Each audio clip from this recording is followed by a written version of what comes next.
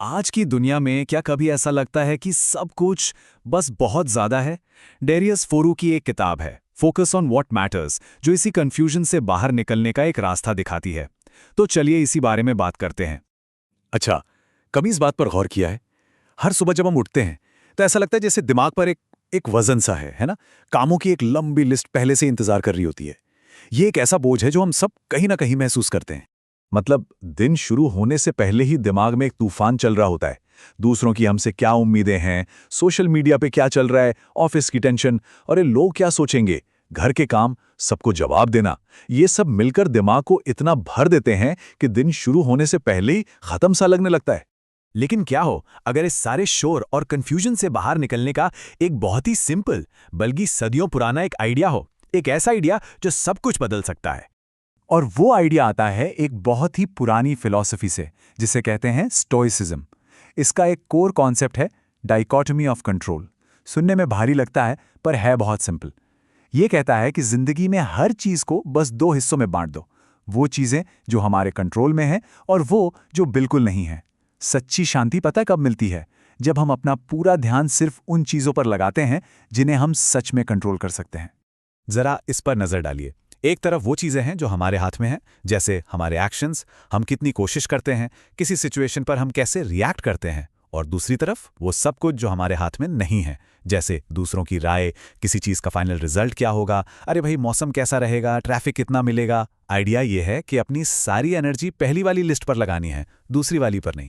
बस यही एक छोटा सा शिफ्ट है माइंडसेट में। हमें सिर्फ अपने एक्शन पर फोकस करना है, उनके रिजल्ट पर नहीं। सोचिए, अगर हम अपनी खुशी को इंटरव्यू के रिजल्ट से या सोशल मीडिया के लाइक से अलग कर दें, तो कितना कुछ बदल जाएगा, है ना? क्योंकि ये वो चीजें हैं जो हमारे हाथ में है ही नहीं। तो सवाल ये उठता है कि इस फिलॉसफी को अपनी रोज की जिंदगी में, आज की दुनिया में कैसे इस्तेमाल करें। चलिए अब इस पर आते हैं। ये हम सब ने महसूस किया है ना? जब हम अपनी शांति को बाहरी चीजों से जोड़ देते हैं, तो असल में हम अपनी खुशी का रिमोट कंट्रोल किसी और के हाथ में दे देते हैं। इसका सबसे बड़ा उदाहरण है सोशल मीडिया।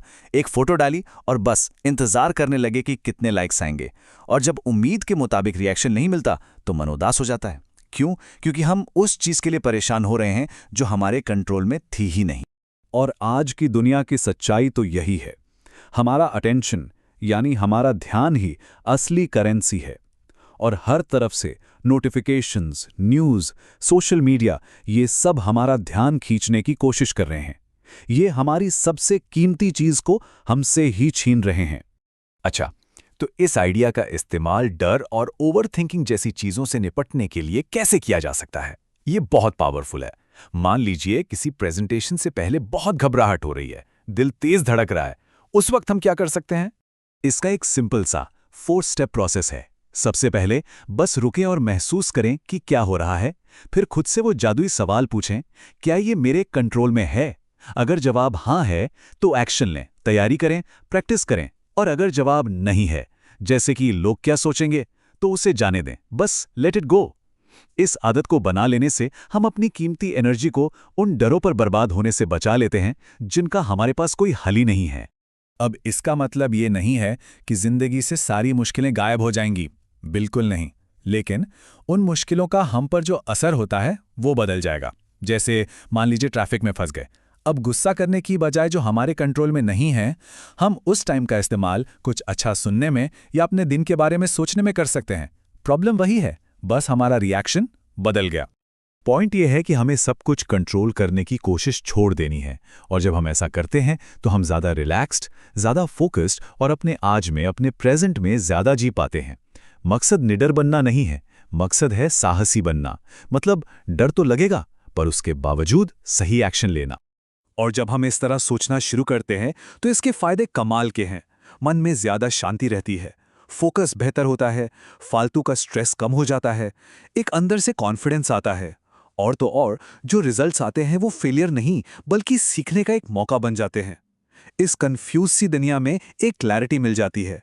तो जाते जाते बस ये एक सवाल, आज ऐसी कौन सी एक अनकंट्रोलेबल चीज है जिसे हम जाने दे सकते हैं? किसी की राय, भविष्य की चिंता?